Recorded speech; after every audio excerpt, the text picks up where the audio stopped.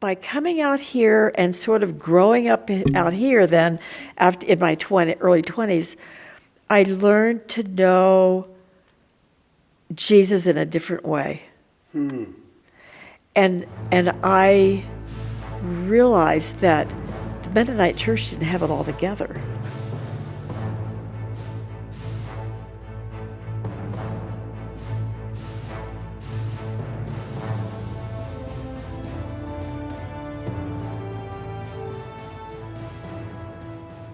So, Fannie Thomas, tell me your story. So here's what I want to start. The one thing that I've been learning from these interviews is that I don't know people's maiden names. Oh. So obviously, if I take you back to the beginning of your story, Okay. Fannie Thomas doesn't exist. It's Fannie what? Detweiler. Detweiler? I did not know that. Detweiler? Mm-hmm. There's a Detweiler in La Junta, isn't there? There may be, I don't know any of them, but there may be. I'm familiar with that name, and it wouldn't have been from you, so I've heard From that Sound name of Music. Her Detweiler was in Sound of Music. That's probably not it. That's probably not it. Oh, my goodness. So Fannie Okay. Detweiler. Now, I've always wanted to ask you this. Is Fannie your name? That is my real name. That is your real Yes. name. Fannie Yes. is your real name. I was named after my grandmother, Okay? and her name was Fannie. And my sister, bless her heart, she was named after the other grandmother, and her name was Anna. Really? Yeah. Okay. Yeah. So, Fannie Detweiler, born where? I was born actually in the town of Lancaster, Pennsylvania, but I did not grow up there. Where did you grow up? Mostly in some of the rural areas in more of eastern Pennsylvania, Okay. outside of Philadelphia. Most of my growing up years were probably in near Valley Forge, if you know where that is, just outside. I do now. Outside of Phoenix. I do. Yeah, When I was interviewing Diane Fowler, of course, born in Lancaster County. Okay. And I had no idea where that was. Oh. And then she said, over by Philadelphia, and I said, where? I know Philadelphia. I don't know where it is in Pennsylvania. And so I learned that it's on the East Coast, east side of Pennsylvania. More the eastern More side. the eastern Yes. side. Yeah. Yes. Yeah. And so when did you, what age were you when you'd say, this is where I grew up? Probably, how old was I? Yeah, Probably around maybe 10, 10 years old. about 10. And I've been asking this as we, as I said before in another interview, we sat here in the sanctuary of Emmanuel Mennonite, and we will get to how you got here Okay. later. But what I want to know is, born and raised Mennonite? Yes. Mother and father Mennonite? Yes. Grandmother, grandfather Mennonite? I mean, how far does the Mennonite line? My one grandmother that I was named after was actually, I think she was born Amish. Okay. And then all the time that I remember the family, we were Mennonites. You were Mennonite. And so, what age, this is kind of a standard question, and I'm looking in these interviews for something specific. Mm-hmm. What age do you remember church? What's the very earliest you remember church? Going to a Mennonite? Yes. Probably, I was more aware of that around 8 or 10. Okay. And growing up in that environment, I didn't know there were other denominations. Really? No, I wasn't Okay. aware of any. You thought everyone was Mennonite. Well, not necessarily because they didn't all go to my 'Cause church. So your faith perspective was very not limited but focused. It was. Okay. And we did not have a choice, which a lot of kids didn't then. You just followed where your parents went to church, and it was expected that we went to church with them. And it was just an expectation that was not difficult for us. We just went where they went. You didn't feel like you were being dragged to church. No, You didn't no. feel like, okay, this is a punishment, that type of thing. But you were expected to go to church. I never really recalled my family telling me, let's go to church. It was always Sunday, we knew That was just it was church day. that was the thing. You Sure. went. There wasn't Sure. there wasn't a you're going to church. We've got you. It was just you went to church. Yep. And so here we are, Fannie Detweiler, 11 years old, in a Mennonite church in Pennsylvania. Always knowing that there was an expectation to go to church, but not being dragged there. When were you baptized? I was baptized when I was 14. 14 years old. Tell me about that process. Not the process of, tell me, how did you get to that point? Okay. Well, at one point, I learned that, when we turn 14, the age of accountability, we should be baptized. And so we did have classes that took us through some of the scripture, but I have no idea what that was anymore. Yeah. But it was to prepare us to understand that when we accept Christ, when we want to follow him, that we then can be baptized. So it was a voluntary thing, but it was also something that my friends at church and I knew we would do. It was, and from other interviews with individuals who grew up in the Mennonite church, that was just kind of the next thing. That was on the list there. Yes. I knew that at somewhere around this time, baptism was going to play a part. And so you're baptized. And learning from Diane when I interviewed her, did you then start wearing the white, what is it called? A covering. Covering, thank what you. we call All I it. could think of was White cap. A white covering. Did you Yes. start wearing your covering? Yes, that came with the package, if you will. It's a package deal of membership and baptism and all And that. membership, we then could attend the church membership meetings, and we were now a formal part of the church. Yes. Was that a big deal for you, the white covering? Well, when you grow up in that environment, you know that that's what you're going to do. The other part of that is that the church that I grew up in was a part of the Lancaster Conference, but it was not. But the church did not practice all the things that Okay.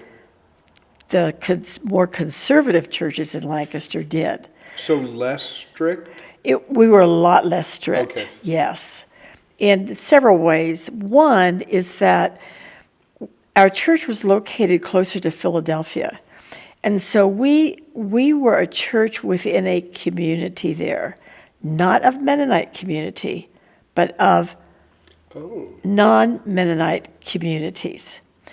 And so our outreach was a lot different and we were more focused on being around all kinds of people and not really thinking that we were outstanding to them in the way that we looked different. Yes, we did because we wore the white cap.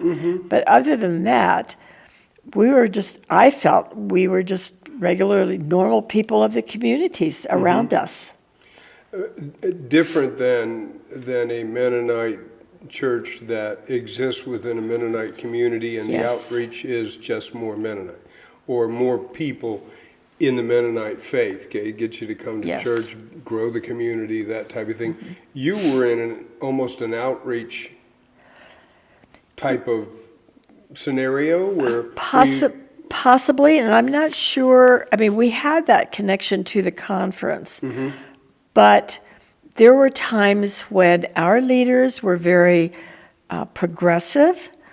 They were more focused on outreach to the local communities and having contact with those people and working with them in the communities.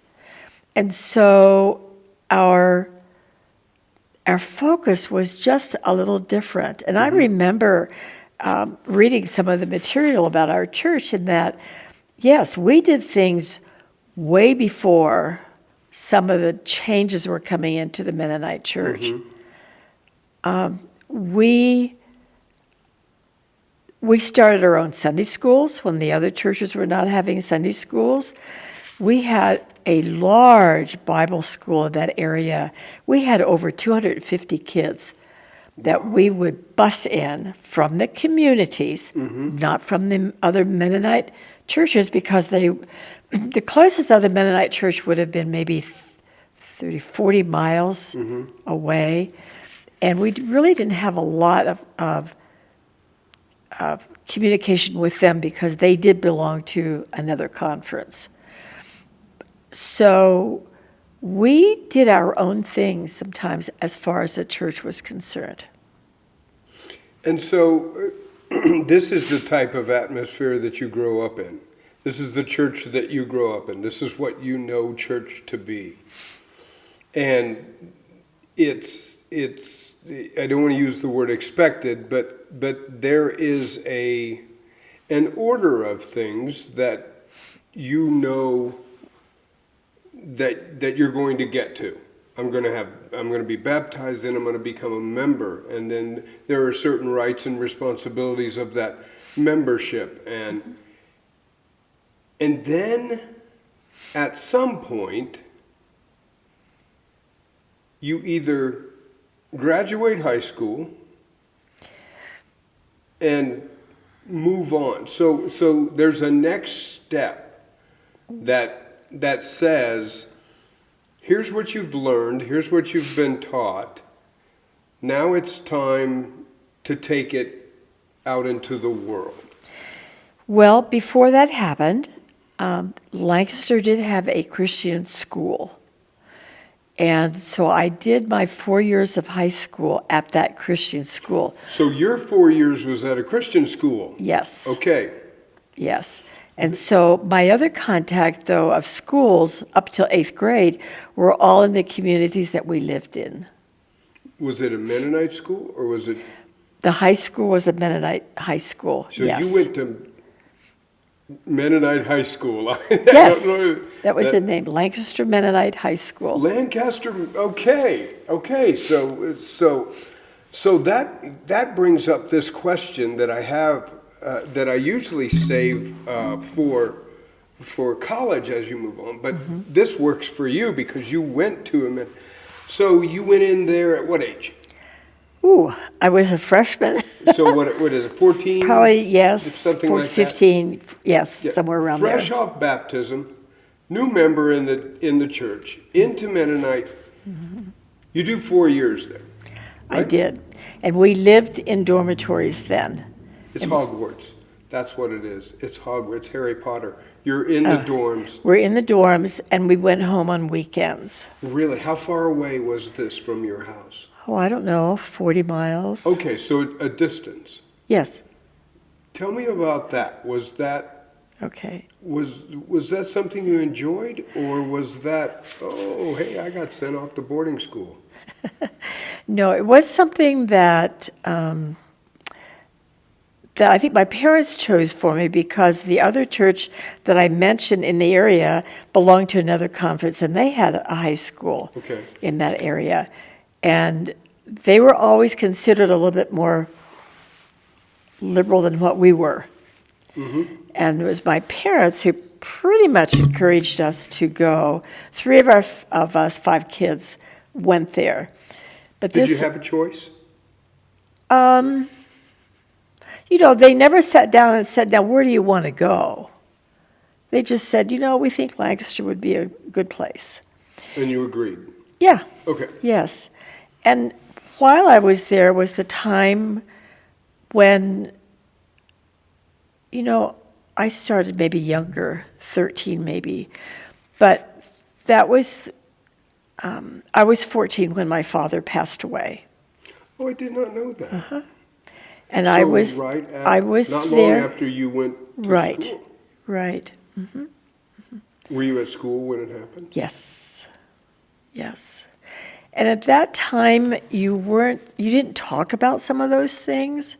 I just knew that my dad was sick.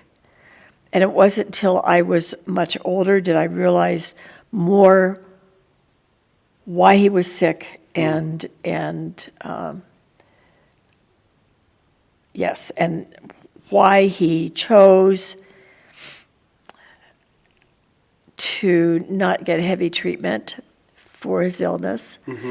So that became a real milestone for me because I felt like, he was a very strict father, but I respected him. And realizing that he was gone, and my mother, now a widow of 5 children, 3 younger than me, that she rose to the occasion. My mother was a very strong woman. And I think I got some of those qualities from her. I would think so, yeah. So I continued school there, and it was during that time when, my goodness, there was only 3 things that women could do then. You could be a secretary, or a teacher, Or a nurse, nurse, yeah. or a homemaker. Oh, okay, yeah. Yeah. So it was then that I changed my career path, and I decided I was going to go into nursing school. And some of that developed because there were a few nurses that I knew from my church. We had a nurse who was a missionary in Honduras, and we had, as a church, we had a lot of close contact with her. And so, and let's see, I had a couple aunts who were nurses. So I thought, I think I'm more suited for this than to be a secretary. So that was your trajectory, that was your path that you started. And of course, you start at the Christian school, and of course this devastating event takes place, and the loss of your father. Compare for me where you were in your faith walk, strength-wise, motivated-wise, on fire for Jesus, when you went into high school as compared to when you came out. Was it a flat trajectory? Was there an increase? Was there a decrease? I would definitely say it was an increase. On the other hand, I have to realize that I grew up with the Bible. I knew those stories. Not only did I go to church to learn that, but I went to community. There was one called it, I could never remember. Good News was the name of it. And it was a community thing where some of us kids went after school, and we learned about the Bible some more. So the Bible has always been a part of me. Now, I have to recognize that I grew tremendously from the youth group that I was in at church. I grew through being a part of Bible study, a Bible school, and then being able to help teach that once you went through your 8 grades there. And I learned then more about the Bible at Lancaster High School because there were Bible classes that you were expected to attend, plus the other required courses that you have in high school. So I was continually learning. And when I look back on things, I think, I was a learner. I always wanted to learn more. Now, there was a time when I had to stand up to my mother in a way, in that when she knew, as I was getting closer to graduate from nursing school, that, hey, I wouldn't be around to go to church anymore on Sundays. And she made the comment to me, she wasn't happy about that. But I turned the pages a little bit with her and said, but Mom, if you were ever sick in the hospital, somebody would have to take care of you. And that person may be me. And then she never made a comment about it. She accepted it and moved forward. I want to backtrack just a little bit and ask you, even though it was early in your high school career, and you talk about this basically this faith foundation that you had. How did that play a part in the death of your father, as far as you dealing with that, looking at it? Did you blame God? Were you angry at God? Were you angry at the circumstances? And how did your faith play a part in you getting through that? Well, I had good instructors who walked with me during that time. I had a strong family. I had galore number of cousins and aunts and uncles around. And I believe, looking back on that they helped sustain me and helped me walk through that period. But I would give a lot more credit to my instructors and teachers at school, because I had more contact with them 5 days a week than I did with my family. And so they were there too. They recognized the situation. They supported. Yes. And so you 4 years at Mennonite High School, and then off to college, right? And then, yes, on into nursing school. And where at? That was in Reading, which would be north of Philadelphia, north of Lancaster area. Because remember that my church, where we were living, was a lot closer to Philadelphia than it was to the Lancaster churches. And so Reading would have been north yet of that. And was that the name of the college? It was called the Reading Hospital School of Nursing. It So was it was a 3-year diploma program. Out as an RN? I came out with an RN. Yes. With an RN. Yes. It's a nursing school. Does it have any faith emphasis in it at all? No. No. Interesting. And what is fascinating as I look back on the whole picture there were a couple things that we learned as a nurse that you do not talk about to your patients. One was politics, and one was religion. Religion, yeah. And so I grew up with that mindset. And I look back on it and think, Fannie, you weren't quite thinking for yourself yet. Because I could have spoken up. I could have said, do you know Jesus? I mean, I went through a lot of deaths with family, with patients. And I never really questioned where they were in their Christian walk, or even if they had a Christian walk. And so you're attending this college.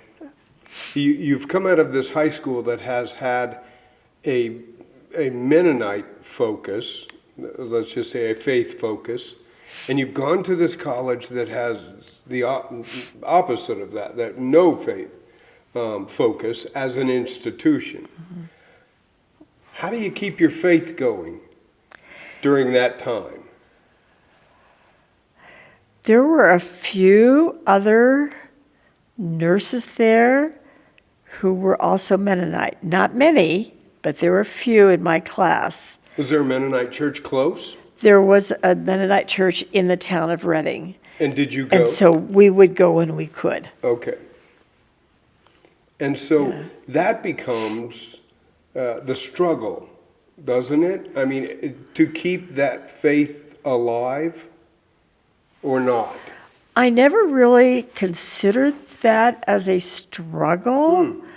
And I believe that was because I had such a firm foundation that I could go on without having the preaching and the teaching at that point in time. Because I was learning so much more. Yeah. Other things besides the Bible.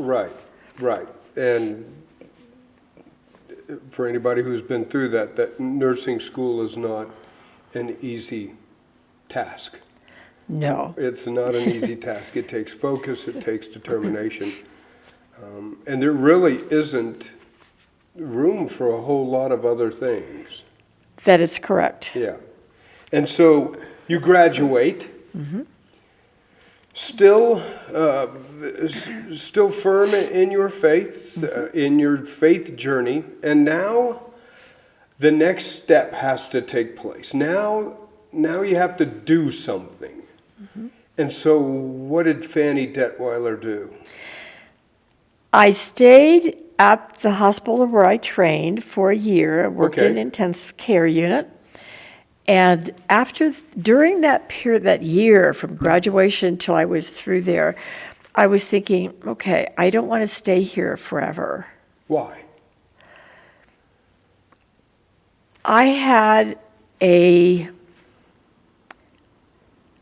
quest to find out what's out there in this world besides the Mennonite church, besides, I didn't really say my faith, but besides the Mennonite church, there were opportunities out there for a nurse.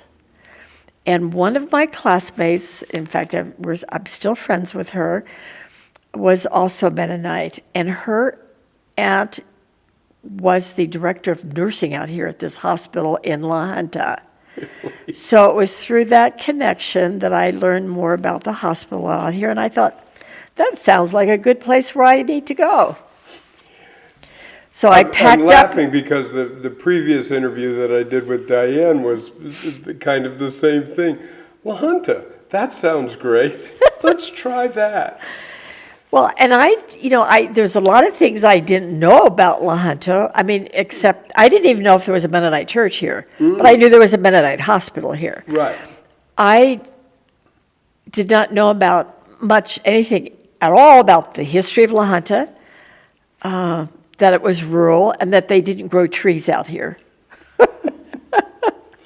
And so many other things that we should. Okay, so without doing any math or giving anything away, what decade is this? We're in the 60s. We're in the 60s. A lot of things going on. Yes. A lot of things going on. Because after I came out here, I got involved with the little Mennonite church that was here. This church was then a more of a Spanish-oriented church. Yeah. And First Mennonite was over on Santa Fe or something like that. And so I had heard that they wanted people to come over here and to be a part of this church. And I thought, well, why not? And so I came over and I got involved with the people, the pastors that were here. Here at the Hispanic church? Or, okay. So you attended here? I did. At Emmanuel. At Emmanuel. And so you've been active in this church since the 60s. For 60 years. Yes. Somewhere around 60. Somewhere yeah, about that. 60 years. And so you come out here, you've got a job, you work at the hospital, which is now Arkansas Valley Regional Medical Center, but back then, was it called? La Junta Mennonite Hospital. La Junta Still was Mennonite that Hospital. Yep. Yep. And Now- did you stay in the dorms? Did you? No, the dorms were for the nursing students Just that for the attended the students. nursing program that the Okay, Mennonite not Church the- began. Not the nursing staff. Right, Okay. right. Okay. So I had an apartment in town with another gal that I learned to know. Yeah. And what is also important is that there was a voluntary service unit out here, which is the program that the church encouraged people to go to spend time for 1 or 2 years, mostly 2 years, to serve in some kind of a program where you would volunteer your services. And well, by that time, I was ready to work. I wasn't interested in doing any volunteer work anymore.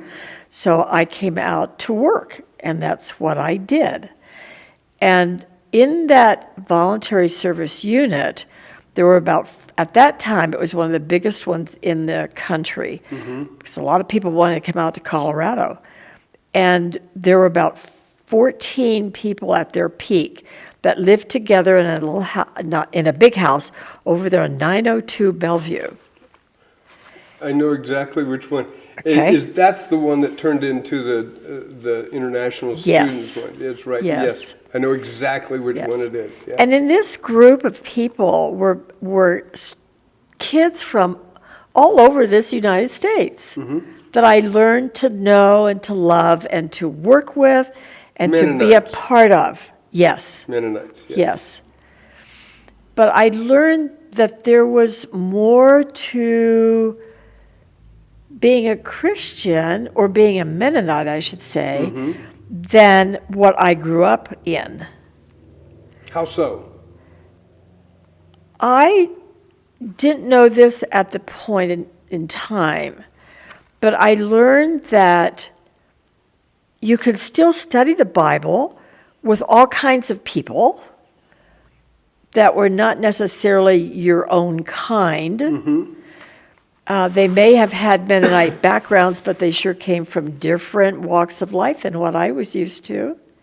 And that was okay. Yeah, that was okay. And did you do that? I did. I became involved with the youth activities out here.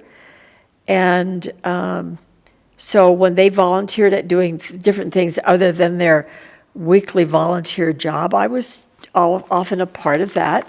I mean, they were kids my own age. So you came out and you acquired your job, but you stayed active in your faith. Yes. So your faith was churning along. You're building. You're having. You're building relationships with people. You're studying the Word all while working, and so at some point in time, a man has to show up. I knew you were coming to that. Yes, Rich was in voluntary service. Now, when you say that, was he part of this group you were talking about? Yes. Okay. Yes. And if you don't mind saying, and if you do, that's fine. We'll edit it out. How old were you at this time? Probably 19. 19 years old. Fannie Detweiler out in the big city of La Junta on her own, making it happen, and meets this guy in voluntary service, that part of this group, this faith group. Did you think this is the guy? Oh, not at first. I was too independent. I was a Yes. very independent person. And so it took me a while. That's when I learned to ride motorcycle, would you believe? He borrowed a There motorcycle, you are, and Fannie there I the was. Mennonite, riding her bike, right? Yep, Yeah. yep. And Rich rides Yeah. bikes too, as well. Well, he drove. I didn't. He I dro- didn't drive. I just rode. okay. You Yeah. just rode with, Yeah, okay, yes. I got Yes, it. yes. And so you meet, and in this faith environment, I guess, studying, and there's a common connection. And that common connection then is the Mennonite faith. Is Yes. that's the Yes. that's the connection. And of course, for those who know your story, you and Rich get married, and you have children. Well, a lot of things happened in between. And that's what I want to ask is Yeah. this. So you're in this group, and Rich is part of it, okay? And at some point in time, you start either dating or where does your faith play its part in that journey? That journey of, is God calling me to get married? Is God calling me towards this guy? Where does your faith play, or did it, in that process of discerning your next step?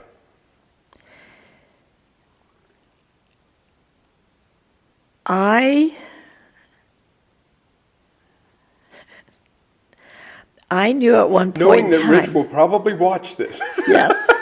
I knew at one point that I felt at one point that I was destined to be a single nurse going out somewhere to be a missionary. Really? Yeah. That was what you felt God was calling you to do? Yes, but I don't think anybody else knew it because I never shared that with anybody. And so it took me a while to warm up to this Okie. Because he's a divergence from. I mean, that's not the path. That's not the journey that I'm on. It's not you're in the way, but you don't really fit in this plan that God has for Right you. at first, Is that maybe. fair? I think that's a fair Okay. way to look at it. So I was still involved with the church here. And I guess I never really questioned God a whole lot on this.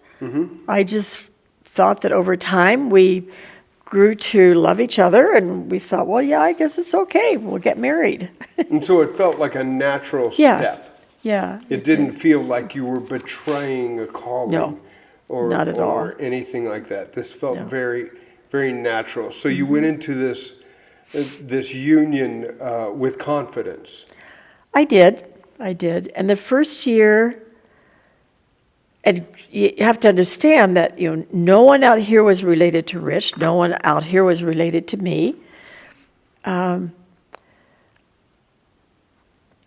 And after we were married, we did live in St. Louis for a year.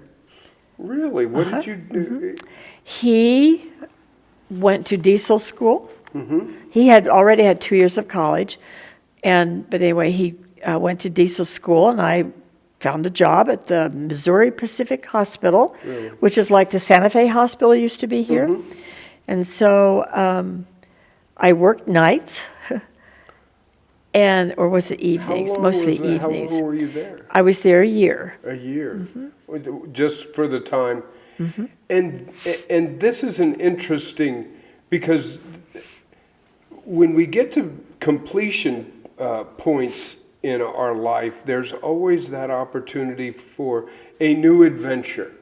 Okay. A new place.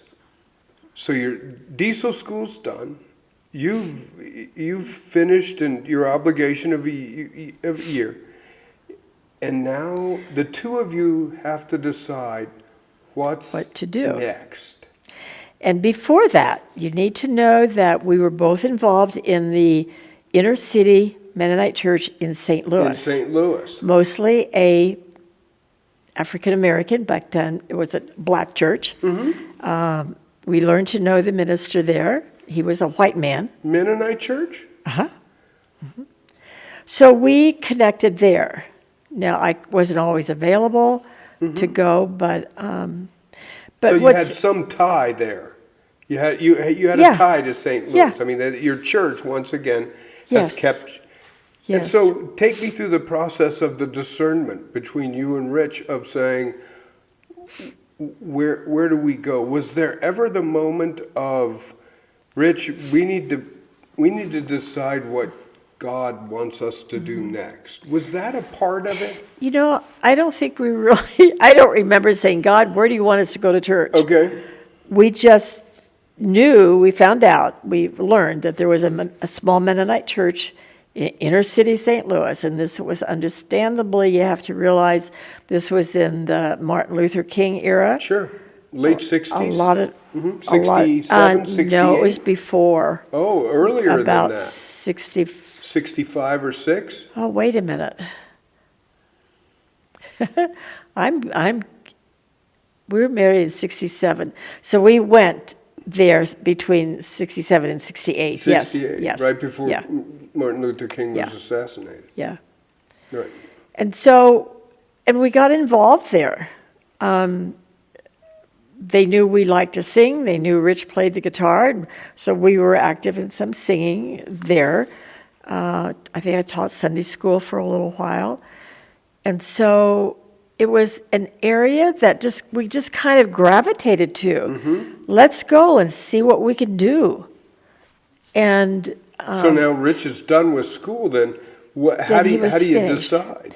Well, just before he was finished, of course, he knew he needed to apply for a job. And we both said, we're not going back to La Junta, we're not going to Pennsylvania, and we're not going to Oklahoma. So we're not going home. Right. I mean, to any of those places that Right. we have a connection to. Right. It's going to be new. Yeah. We wanted to be on our own. Well, so he applied to several different places, and lo and behold, a job opened up for him at Rocky Ford at the Moreland Did that Implement count Company. as La Junta? Well, at that point, of all the places that he had applied to, that was the only one that responded in a positive way. Okay. To say, yes, they'd have a position for him. And so I knew there was a hospital here that I could find work. So So the pieces we seem to came fit. back, Yeah. yes, to this area. What was the feeling of that? Were you like, oh, Well, we got to go back, but you know, that's all we can do, type of thing? Or? of only having lived here for a couple of years before we were married, there was still that urge to start afresh somewhere else and to go out on our own and establish ourselves as a couple now, not as a married couple now, not as just a couple in our teens. But when that opened up, that door opened up, we felt this is where God wanted us to be. So there was a recognition at that point that you really felt, I think, okay, if this is where God wants us to go, this seems to be and you were open to that. Did it make it easier thinking that way? Oh, yes. Yeah. Because if it was up to me, I'm not going back to it. Well, the fact is that door opened up for Rich for a job, and I knew it was important for him to have that stable job. I could get a nursing job wherever I probably would have wanted to go to. And so we said, okay, let's go. So we packed up and came out west again. And did you reintegrate back into Emmanuel? Yes, and by that time, things had kind of evolved, I guess. The Spanish preacher that was here was no longer present, and the two churches had merged by then? they were merging about that About that time? time. There's a date for that, but I don't recall that. So there was still the two churches, but I don't think they had merged yet, or they had been talking about it. And so we just came back to the church that we knew. And so And that became was a part. 68, 68, 67, 68, after August of 1968, the yes. year I was born. Woo, okay. The year I was born. Yes, So yeah. 1968. And so in 2 years, you will have been here for 60 years. Yes. And so you get out here, and not to fast forward to it, but begin to grow a family. And we felt very supported here because How so? there were several other young couples here who were just having children too. Mennonites? Yes. And some of them had met their spouses out here, Yes. Through kind of voluntary in the service? same way, yeah. Not all of them, but some of them. Yeah. And so we were in small groups, and we were in a small group with people our own age, people having children, and we could study, we could grow ourselves, if you will, with that kind of support because we didn't have family around. And that has continued for decades, hasn't it? And so you find yourself here today. I want to ask this a couple of questions as we wrap up this wonderful journey that got you here. What in hearing your story, God has always placed connections for you. You talk about coming out to La Junta on your own, and there's voluntary service. And of course, you find out, hey, there's a group here, and some Mennonites, and there's a commonality. And then you come back here, and there's a base that's similar to you, growing and Yes, but different. but different, yeah. So I wonder, and I don't think I've ever asked anyone in the 3 years that I've been here at Emmanuel this question, and of course not coming from the Mennonite faith, I'm not even sure it's a fair question, but you get it for the first time, and if you don't have an answer to that, what does your Mennonitism mean to you? Okay. I was going to touch on that a little bit. Good. My world was expanding, obviously. And I was learning so much from the other couples that we were with. Not only to be a parent or a person, but I learned to know and study the Bible in different ways. I attended, in the 70s, for about 5 years, I attended Bible study fellowship out here. And I was learning to see the Bible from other people's perspective. And it wasn't until a number of years ago I could finally say, I know why I came out here. I know why I left home.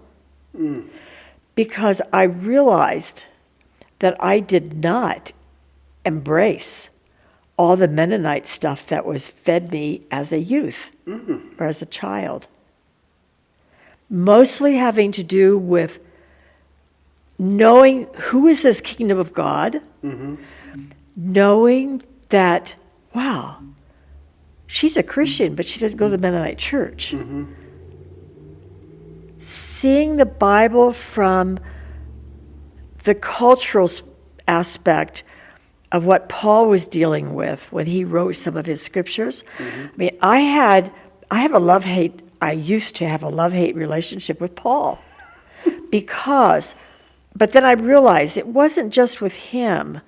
It was because the Mennonite church that I grew up in followed what Paul said to do very to the T. And I thought, wait a minute. There's more to being a Christian than wearing a covering, not cutting my hair, not going to dances. There was a lot more out there.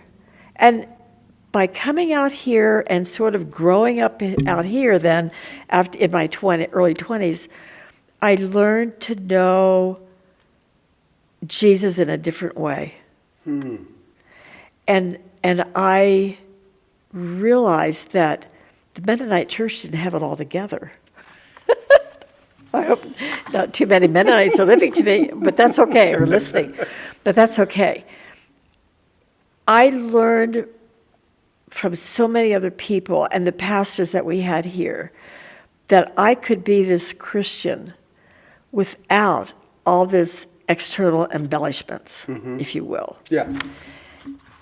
And it freed And me. still hold on to your Mennonite faith, the core Yes. key points Yes. of looking like Jesus, acting like Jesus, being like Jesus, without all the other, let's just say, rules and regulations that go along with it. Right.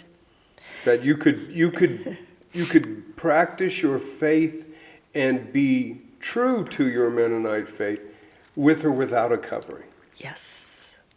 Yes. And for some, that's heretical. I mean, for some. Yeah. Yeah. For some, that is. And so, what did you do, or how does that change your faith of who you are today?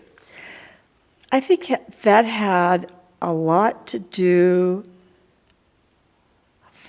with my gaining some freedom to be who I was without being sucked in by specific rules and regulations.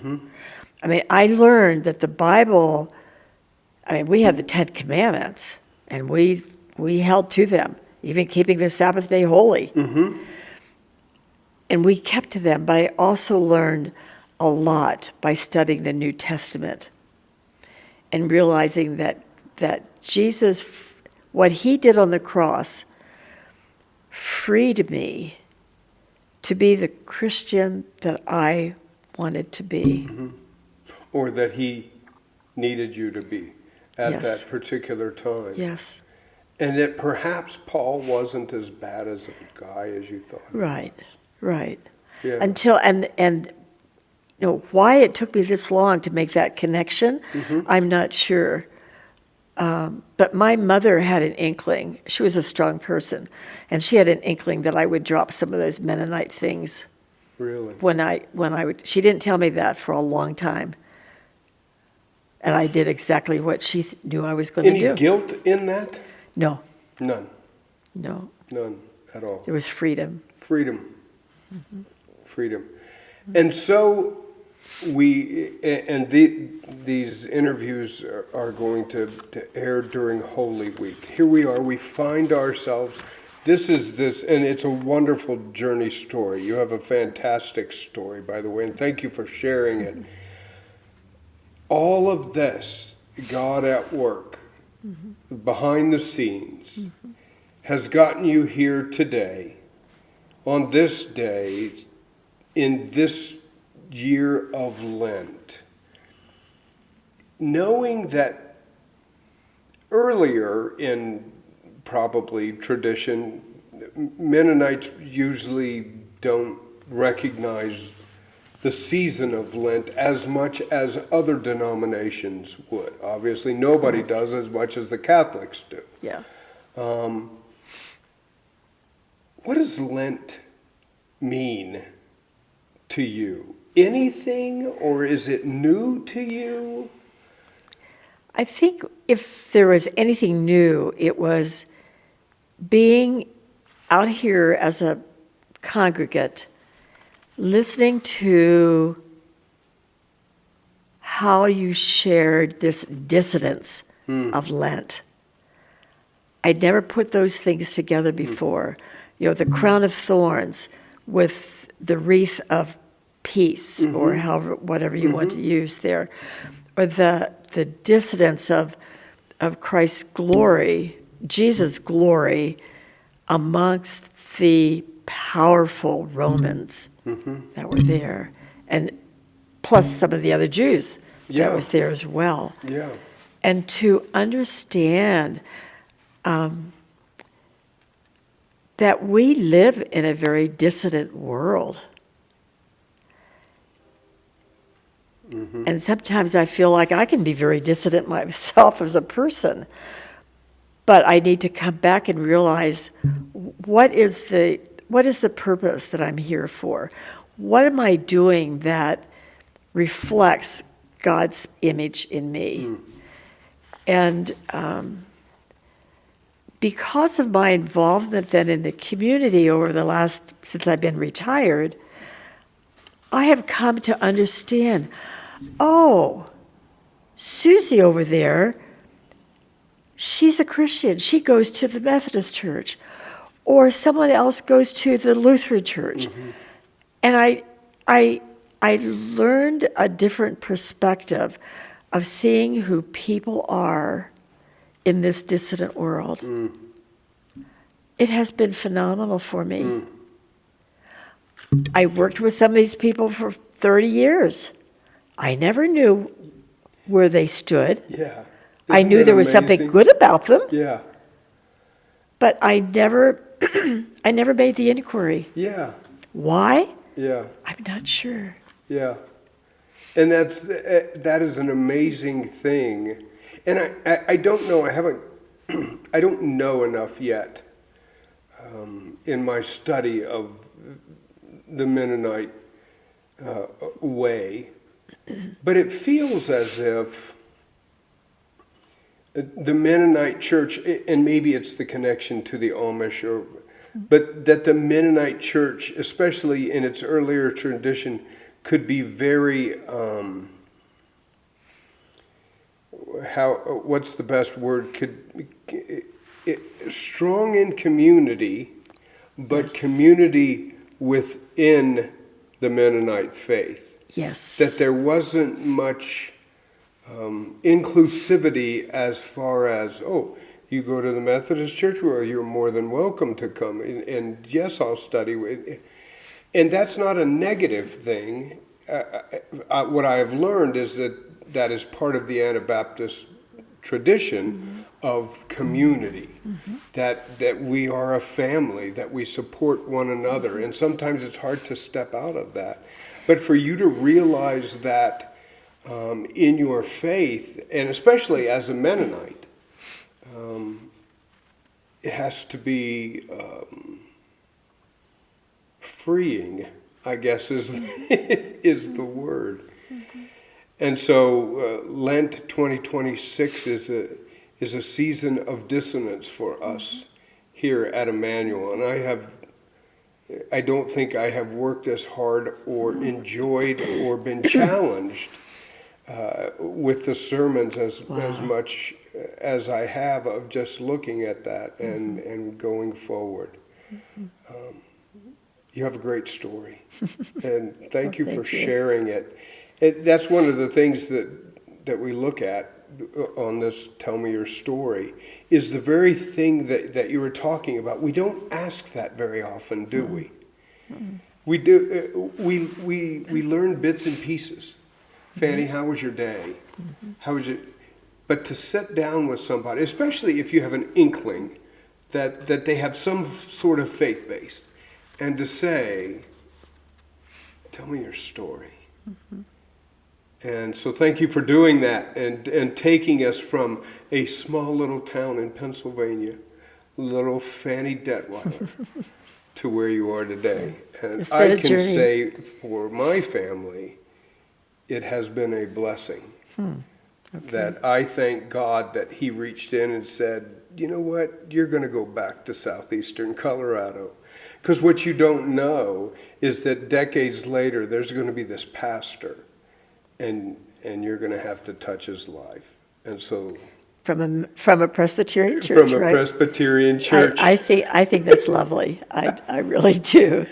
And so it seems Thank like it's you. come full circle. Fannie, thank you Yep. so much Yep. for telling us your story. Well, good to talk with you, Derek.